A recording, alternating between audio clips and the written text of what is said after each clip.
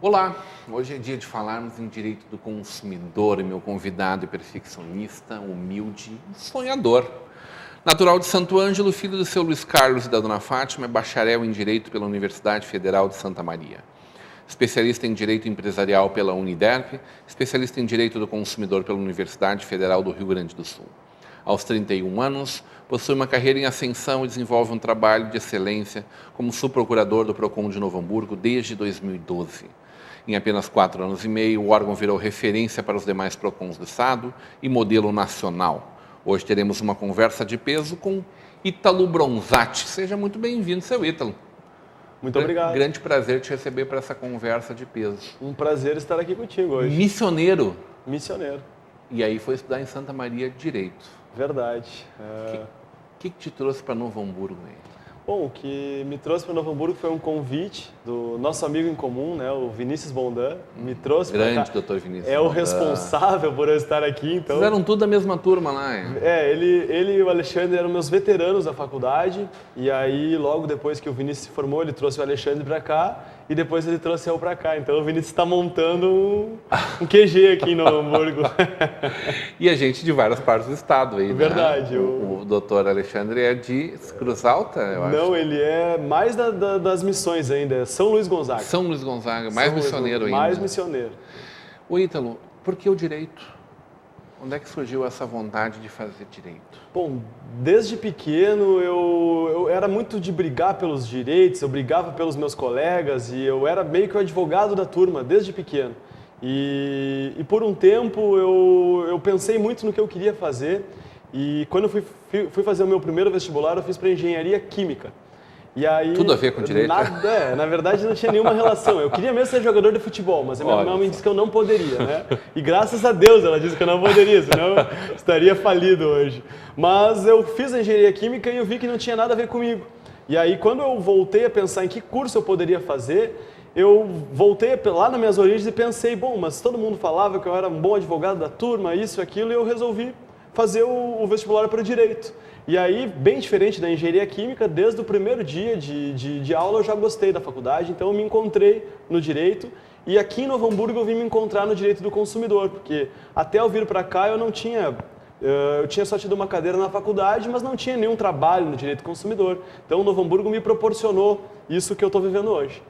O subprocurador do PROCON, ele é, na verdade, o cara do PROCON. Né? Isso. Porque tu responde, é subprocurador porque responde, na verdade, à PGM, é isso? Isso, porque é ligado à Procuradoria-Geral do município. Uhum, que nós temos aqui, então, no PROCON, quem manda lá é contigo, é isso? É isso. É tudo contigo. É isso. Que trabalho foi esse de transformar no PROCON essa grande vitrine? Bom, na verdade, logo que eu cheguei no PROCON, já existia um projeto em andamento, mas ele estava no papel e ele estava um pouco parado, porque precisava de uma movimentação maior lá dentro do PROCON, de um gás novo, talvez. E assim que eu entrei, ainda desacostumado com essa questão de órgãos públicos, a gente não sabe como funciona. Tu não tinha experiência com a máquina pública? Não tinha experiência, eu tinha 6 meses de formação da faculdade, recém-formado na faculdade, vim para cá e eu comecei a ver que tinha algumas coisas que poderiam ser melhoradas no PROCON, implementadas.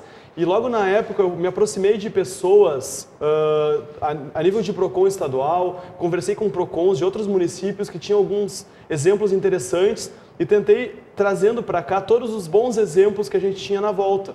E com muito trabalho, depois de muito tempo, a gente conseguiu fazer a reforma do PROCON, a gente deu uma repaginada no PROCON.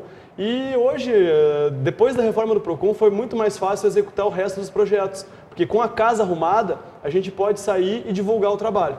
Uma estrutura muito pequena, na verdade, né?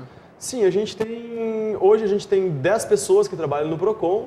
O espaço até ele é bem amplo em relação ao que a gente tinha anteriormente. Antes a gente tinha uma sala que era 4x4, que ali aconteciam as audiências, os atendimentos, o administrativo, funcionava tudo dentro daquele espaço. A gente começou a reformular o espaço do PROCON E hoje a gente tem uma estrutura que, claro, eu posso dizer que com certeza eu queria mais gente trabalhando no Procon, eu queria que o Procon fosse o dobro do que ele é hoje, mas acho que a gente tem que ir caminhando passo a passo, né? Hoje, em relação à estrutura de pessoal que eu recebi do Procon em 2012, hoje a gente tem mais de 50%, ampliou em 50% pelo menos da estrutura. Então, eu acho que é um passo de cada vez. Tu fala isso porque ainda existem muitos desafios para encarar quando a gente fala em defesa do consumidor? Sempre tem desafios, né? A gente conseguiu fazer bastante coisa nesse período, palestras em escolas, em entidades de defesa de fornecedores, mas ainda tem muita coisa que pode ser feita a nível de município. Penso que um órgão bem estruturado, e a gente está trabalhando para isso, tem muita possibilidade de prestar um trabalho, não só a nível municipal, mas quem sabe a nível regional, inclusive. Já se discutiu isso no Procon estadual sobre a possibilidade de Procons referências no estado, como é Novo Hamburgo, Caxias do Sul, Santa Maria, Porto Alegre, conseguirem atender uma demanda maior. Porque hoje a gente tem, por exemplo, a nossa volta aqui, Ivoti, sobe a serra ali, nenhum município tem Procon. E a gente fala hoje em vulnerabilidade do consumidor, então mais vulnerável ainda é aquele que não tem um Procon no seu município. Então é mais nesse sentido que eu penso. Como é que funciona o Procon hoje? A gente sabe que o Código de Defesa do Consumidor já tem uma certa história, mas em nível de história ele ainda é muito jovem, né? Ele é datado de? 1990. Então são 26 anos aí de Código de Defesa do Consumidor. Teve uma grande comemoração, inclusive, no ano passado, uma atividade intensa, né? O que a gente conseguiu caminhar efetivamente? Eu não sei se tu tens a referência, também é muito jovem, tens a referência de como era antes e do como hoje as relações entre empresa e consumidor estão. Bom, na verdade, muito se fala do Código de Defesa do Consumidor e o Código de Defesa do Consumidor brasileiro ele é um exemplo para outros países. Inclusive, há pouco tempo estava sendo feito o Código da China e eles estavam usando como referência o Código brasileiro. Ele é uma legislação muito nova e é uma das melhores que a gente tem no país. É uma referência a nível mundial. Logo no começo, quando começou a se tratar do Código de Defesa do Consumidor, existia muita dúvida e muito receio por parte dos fornecedores de produtos e serviços que ele viria para derrubar os fornecedores, para ir contra o comércio, contra as empresas. E, na verdade, com o passar do tempo, foi se percebendo, foi se notando que o código ele vem para proteger o consumidor, mas também para proteger o bom fornecedor. Que eu acho que é isso que interessa, né? A gente não tem que proteger aquele fornecedor que age com deslealdade, com má fé, a gente tem que proteger o bom comerciante. E a gente tenta fazer isso aqui no município também. A gente tem uma relação muito legal com a CI, com o CDL, com o Cindy Lojas. E penso que a gente tem que trabalhar, e o próprio código ele fala nas políticas nacionais de defesa do consumidor, que tem que trabalhar a educação do consumidor e também a educação do fornecedor. Então hoje a gente já está numa situação, o consumidor está muito antenado, o consumidor está muito ciente dos seus direitos. Então o consumidor já não é mais bobo, não que antes ele fosse bobo, mas hoje o consumidor ele sabe o que ele pode e o que ele não pode fazer, ele exige da empresa. E ontem mesmo eu falava numa atividade que a gente fez, sobre a força do consumidor. O consumidor tem muita força, só ainda às vezes não se tocou disso. A gente pode pensar também que assim como tem um bom fornecedor, tem também um não tão bom, pode ter um consumidor não tão bem orientado, mas mais do que isso, intencionado. Acontece muito isso lá com vocês também? Acontece. A gente faz uns estudos ali, a gente analisa alguns dados, em torno de 10% pelo menos das demandas que a gente tem é de consumidores que não têm direito e às vezes eles querem se aproveitar de uma situação, forjar alguma situação para ir contra o comerciante. Então, isso acontece, não é só o mau fornecedor, existe também o mau consumidor, existe gente que inclusive estuda isso, é o comportamento disfuncional do consumidor e os impactos que isso pode trazer para uma empresa. E como é que fica essa relação daí no mercado? Aí ganha força, por exemplo, um Procon, é isso? Com certeza, porque eu acho que o Procon que ele trabalha direito com o consumidor e com o fornecedor, ele acaba tendo esse respeito das entidades representativas de fornecedores. Porque não adianta, apesar de ser Procon, a gente não é pró-consumidor acima de tudo. é pró-consumidor que tem razão, o consumidor que sabe o que está pedindo, tem direito, ele tem os documentos para comprovar a situação, porque acontece, não é só no direito do consumidor, em diversas áreas do direito e em diversas áreas da vida, né? Sempre existe aquela pessoa que ela quer se aproveitar, que ela quer tomar uma vantagem de uma situação, se prevalecer em detrimento dos demais. Quero saber de conquistas. Com esse trabalho que vocês estão realizando aqui, hoje existe uma respeitabilidade muito grande que vocês conquistaram, né? E com grandes empresas também. Tu fez parte do conselho de usuários da Oi, é isso? Isso. Como é que é? A operadora de telefonia, ela continua sendo a grande vilã?